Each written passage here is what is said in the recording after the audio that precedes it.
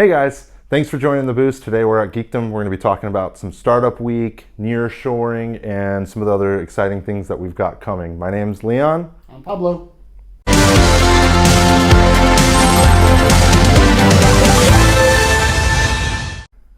Amazing. Where do we want to start? Or where do you want to start? Geekdom Startup Week. It's- That's gonna be a big deal.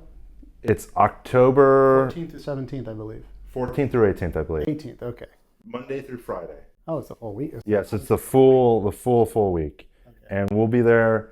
You've got to talk about do. nearshoring. I do have a talk about nearshoring and the over 20 years of experience that I've been doing it. So kind of long time.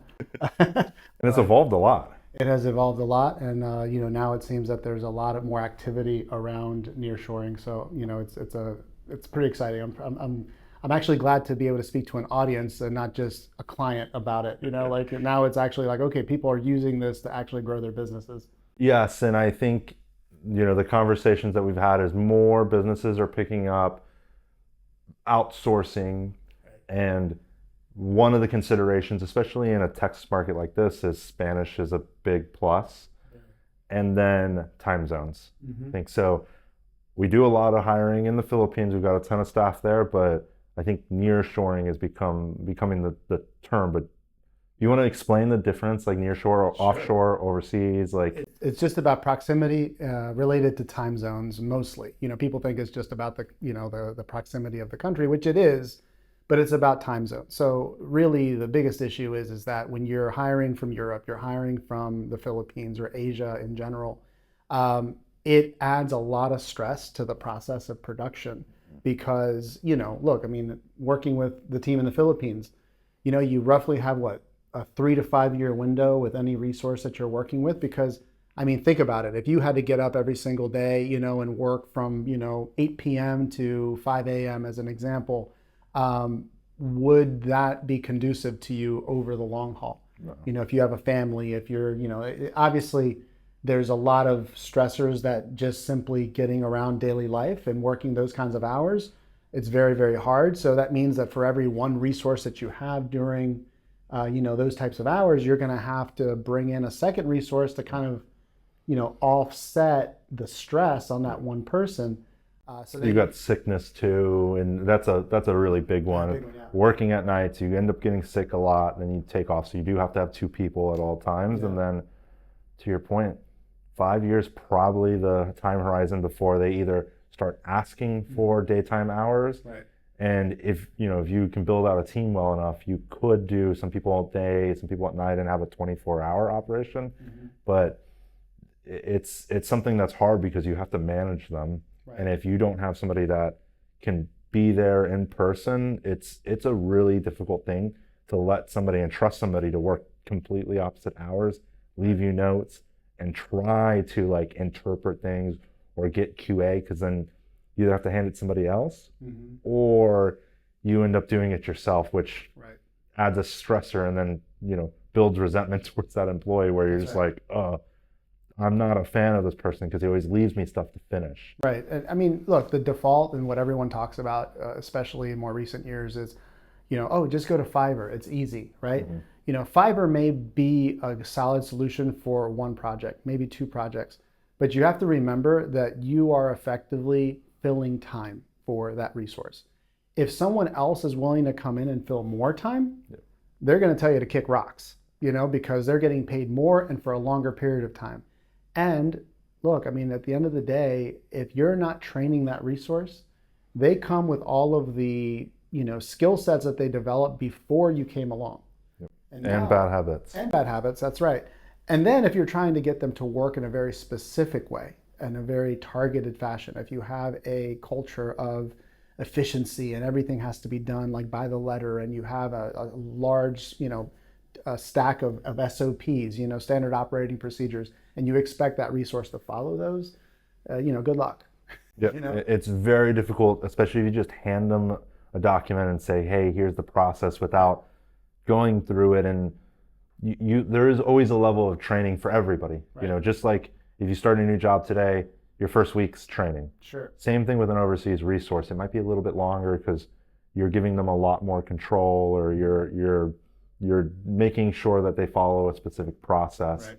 But you have to make sure that's set out. And I think, so what I'm trying to say is a lot of people don't have those SOPs built out. No. So they're telling somebody for the first time to do something and then build on top of it. You know, like a lot of what we do is, I love to do this. I record a Loom, myself doing it, hopefully well enough that somebody can follow along. They make a document, and that becomes it. They also trust that you can do it, and then you've got a process every time after, and it's efficient and easy then. But that first, you know, it's the 90-day window for any employee, any contractor. That first 3 months, are they adding value? Probably not. And to your point, if it's just a project and you're going to do, you know, build me a website, it's an easy thing to do one time, one off. Right. But if you want to do, say, hey, I want you to run our social media, I want you to become our email support, I want you to, you know, deal with our leads, manage our CRM, like any of those things where they become executive assistants or something in the manner of they're Process doing, managers. yes, process managers. And I think a lot of what every business owner should do is get out of the weeds and give that off. Like, you know, business owner doesn't have to answer every single phone call. They could, you know, outsource that. I've seen full on like self-storage spots have a screen. You walk in, the person's in the Philippines, that, you know, they check in, they do all that stuff. Maybe there's somebody there real, but a lot of times everything's automated. So virtual, yeah. And you can save so much money comparative to an American employee there. Yeah, there might be some benefits to it, but you're going to save thousands of dollars over the course of the year. But one thing that I've always said, and I know you've heard me say this a million times, and that is, like, if you're going to save money, then you have to make sure to understand that you will invest that in time, right? That doesn't mean that it's just like, oh, okay, this is just going to be simple. I'm going to save money and I've just won the lottery. It doesn't work that way. You know, you're going to have to build out the process. I mean, we've built out our own teams, right? I mean, our own teams are built out in Asia, Latin America, and obviously here domestically in the States. But if you don't build out those teams, you're going to expect an efficiency, right? And that's something that, you know, takes a while to get over. And if you have clients, you know, and you're trying to make sure that you're doing things by the book with those clients, you don't want to make yourself look bad. You don't want the clients to get upset with you. You know, if you're not doing those things, that's another thing you can expect, is that you might lose a client, you know, or more than one client, you know. Or a lot of customers, bad reviews. There's a lot of risk. There is a lot of risk, that's right. And it's no different than any other employee, but there is just the cultural differences. There is a little bit more pressure because you have that fear of not being correct, or looking, you know, being embarrassed of, like, this is the work that you did, because sometimes especially if you're a service-based person, you might be portraying it as yourself. Like, that's right. Or the person's going to think it was your fault no matter what. So yeah, it bubbles up to the top for sure. So, you know, we've built the teams, we've done it over, we've got a partner that's in country. I think that's also an important part, is our partner is in these countries building. He was in the Philippines for the better part of 3 years building teams out. He's now in Latin America building teams out and understanding the culture. I think that's an important part. Having a partner that tells you, you know, hey, this is very common in Latin cultures. This is very common in a, you know, a Southeast Asian culture. Because if you don't understand, like, why they're saying yes, sir, or, you know, like, they address you in a formal manner, you might, you know, think it's fine, or you might be okay with it, but there's also a, you know, a hierarchy system. They might not want to bring things to you because they're like, oh, you're the big boss, I can't bring problems. So same thing in Latin America. There's, you know, there's holidays. Like, you have to have somebody that helps you navigate that. Because I think if we try to do it, you know, initially right out of the gate, like, if we had no experience and had to start over, we would struggle with that, because that's what people struggle with on Fiverr. Oh, hey, you know, we hired somebody in Pakistan. Oh my gosh, there's like a holiday every week in some capacity, you know, like, it's no different than the United States, but there is a lot of holidays, and they don't align with our holidays. So it's a conversation of, you know, what is going on? How do you manage this person? And you have to do it, you know, like, It's no different than the United States. Yeah. If somebody working in New York is a very different person that's working in St. Louis, that's working in San Francisco. Or San Antonio. Or San Antonio, and they're all different styles. Like, Yeah. New York has a fast pace, like a lot of the environment is very I don't care about your feelings. Yeah. Just turn it over. San Francisco, you had a culture that was more or less like beer and fun, but you were expected to work, 12, 14 hours a day because you were in that office. Right. In the Midwest, like it might be a different thing. There's more family, especially in San Antonio. It's more family oriented. Yeah. So you have to contend with those things. Same thing internationally. Yeah, I mean, you mentioned culture, and the one thing that has saved me countless times is just the fact that I'm multilingual, and raised speaking Spanish and then working with people that are Spanish speaking. I'm not trying to say my Spanish is like perfect. Yeah. There's technical terms that I forget all the time. I have to learn new terms, but I can communicate to at least make myself be understood. And what I've noted is that the other parts of the culture is also just the flow of how work is expected, right? So if I say to you, hey, I'm going to turn something over on, I don't know, I'll have it to you by Monday. In my mind, in Latin America, I'm going to have the whole day Monday to work on it to turn it in by the end of the day. In my mind, I'm like, I'm going to get it 8 a.m. on Monday. Yeah, first thing, right. Exactly. the doors open, right. And the same thing in the Philippines. Like if you say that, you leave a very big margin of error. Like what is their Monday also, Yeah. And that's why I think a really valuable part is in Latin America, you have that same time zone. That's right. So when you say it's Monday, there's no confusion. If it's their Monday, our Monday, like what time, it's, hey, it's Monday. And then, the nuance is, hey, I need this by Monday by 2 p.m. And it has to be QA'd and good to go, not just ready to deliver. Yeah, not just hey, here's it, can you give us some feedback? I think being very explicit, and this is just like a managerial thing in overall, being explicit in your instructions. This needs to be delivered this day at this time with this expectation of it will be done in this way. Right, and the thing is these rules are also not just for startups. These are rules that apply to Fortune 500 companies. A funny story, when I first started doing this in my career, I worked with Citigroup. I was living in Milan, Italy. So I was working with Italians that were speaking English, right? So it wasn't even their first language. Okay. We were using development resources that were Indian, okay? That's a big time difference there. And then, my senior managers were in the US. Yeah. So when we had to communicate all as one team, we were all, for the most part, speaking English as a second language, but the leaders were English as a first language. So you want to talk about, not only that, but the delays on phone calls. I mean, this is now 20 some odd years ago. Yeah. So there was really, really long latency on phone calls. So when you're trying to talk to somebody, make a point, talking over each other, it was a comedy. And of course, I'm, sitting in Milan, Italy, like in the middle of it all, very different from being just in the US working internationally with resources, being international, from the U.S.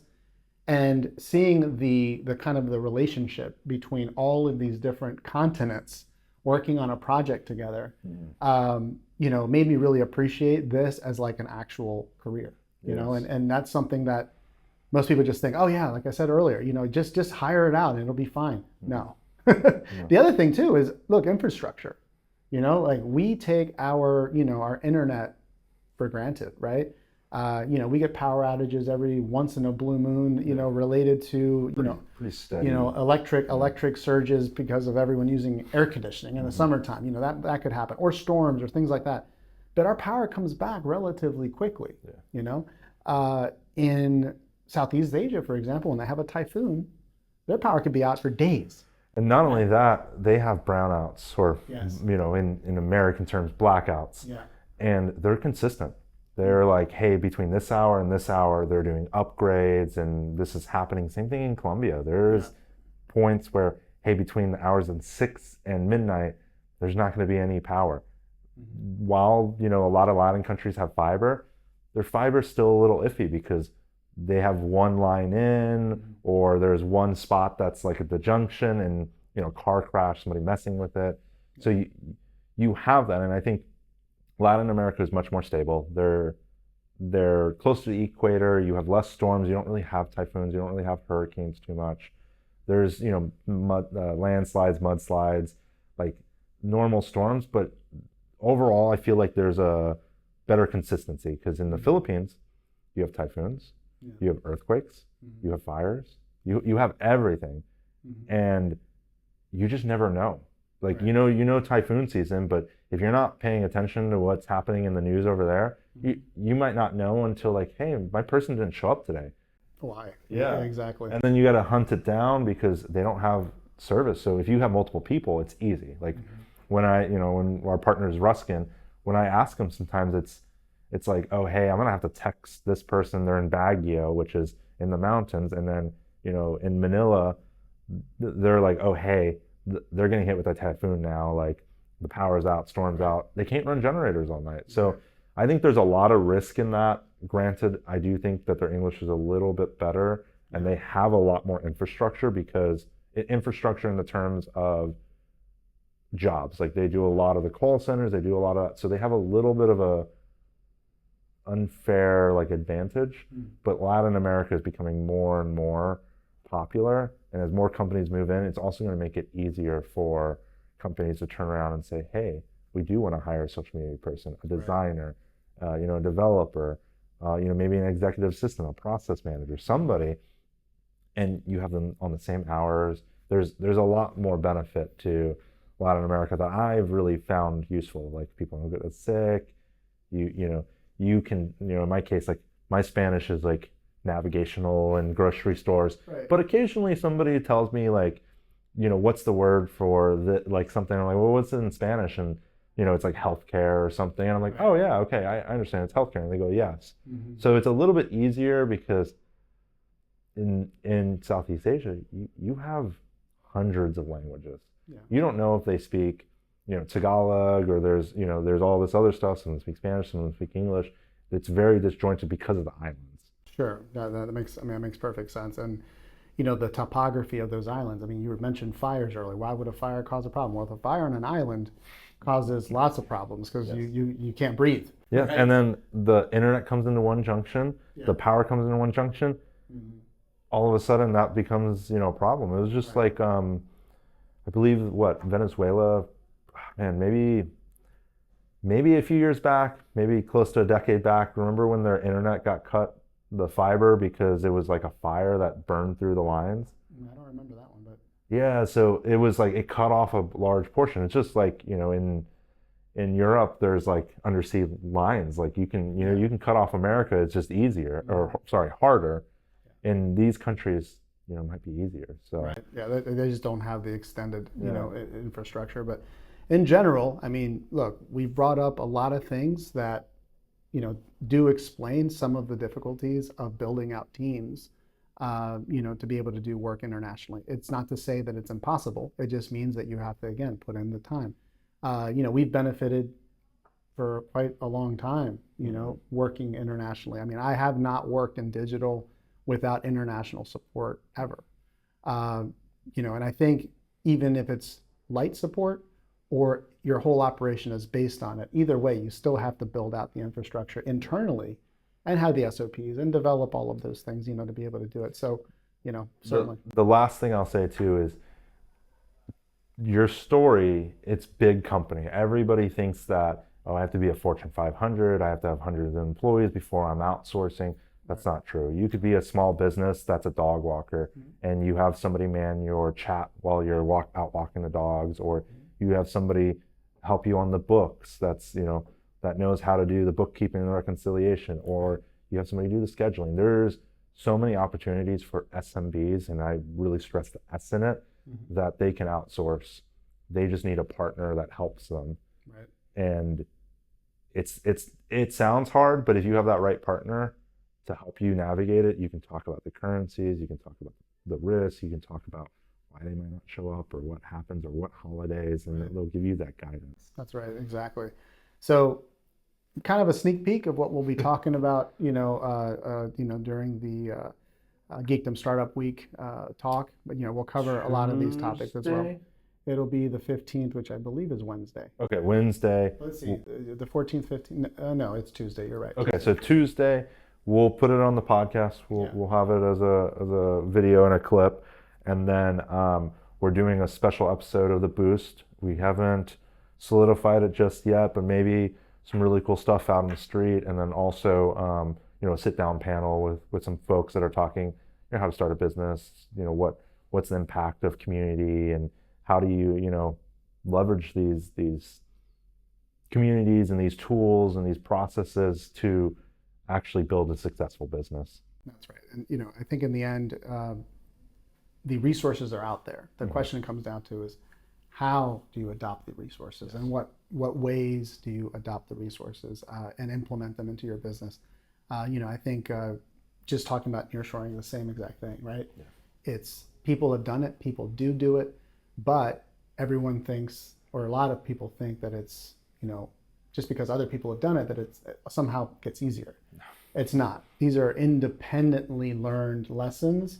But if you take those independently learned lessons that others have put down and leverage them, and then build out your process accordingly, you avoid a lot of the headaches. Yeah, it's just like hiring a tax person. Like, right. They're going to be able to explain every single little nook and cranny of rules.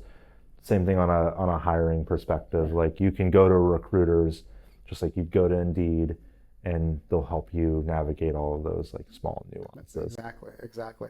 So really, it was a short show today, but hopefully we'll get you to come out to Geekdom Startup Week, which was again October 14th through the 18th. I'll have my talk on the 15th of October, which is a Tuesday. We'll cover nearshoring, and then we're going to also do a Boost episode as well on Wednesday, I believe. Okay. And it's Invest In, and I will put the details below. I think it's the Intercontinental Hotel. It is at the Intercontinental. That's right. So we're looking forward to that for sure. And, come out and check us out, and we'd love to see you there. Bye.